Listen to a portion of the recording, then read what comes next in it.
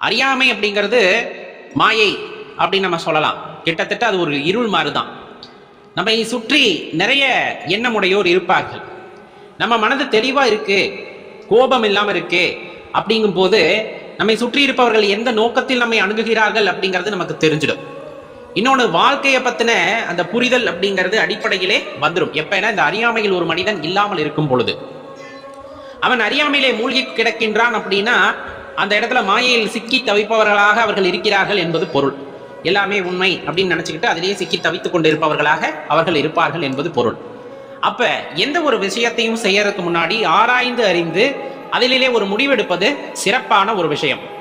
எதையும் எடுத்ததுமே நம்ம முன்னாடி சொன்ன அந்த கோபம் வந்துருச்சுன்னா அறியாமையின் காரணமாக நாம் தவறாக முடிவெடுத்து விடுவோம். அந்த இடத்துல இந்த முடிவை நம்ம எடுக்கலாமா அப்படின்னு யோசிக்கிறதுக்கு முன்னாடி அந்த முடிவை விடுவதன் காரணமாகத்தான் பல பிரச்சனைகளும் நமது வாழ்க்கையிலே வருகின்றன. நல்லா யோசிச்சு பாருங்க, நம்ம வாழ்க்கையில் ஏற்படுகின்ற எல்லா பிரச்சனைகளுக்கும் அடிப்படை காரணமாக இருப்பது ஒரு சின்ன கோபமா தான் இருந்திருக்கும். ஒரு சின்ன கோபமா தான் இருந்திருக்கும். ஒரு 10-15 வருஷத்துக்கு அப்புறம் யோசிச்சோம்னா சிரிப்பா வரும். அந்த கோபம் அந்த இடத்துல தேவையில்லாதாச்சே, அதனாலதான் இத்தனை பிரச்சனைகளும் அப்படிங்கிறது அப்பதான் புரிய வரும். அது அறியாமையின் காரணமாக நமக்கு ஏற்படுகின்ற ஒரு உணர்வு.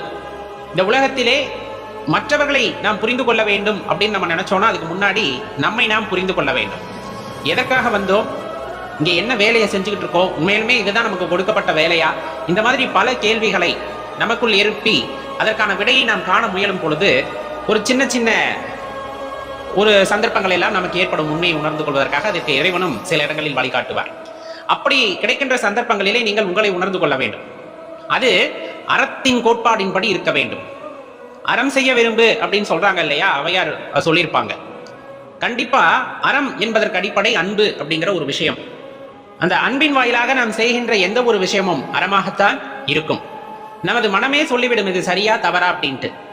மனம் தவறு என்று சொல்லும் பொழுது அதிலிருந்து ஒதுங்கி நின்று கொள்ள வேண்டும். அப்படி இல்லை, நான் செய்துதான் பார்ப்பேன் அப்படிங்கும் போது நம்ம வாழ்ந்த வாழ்க்கைக்கு ஒரு அர்த்தம் இல்லாமல் போய்விடும். அதை தெளிவா தெரிஞ்சுக்கணும்.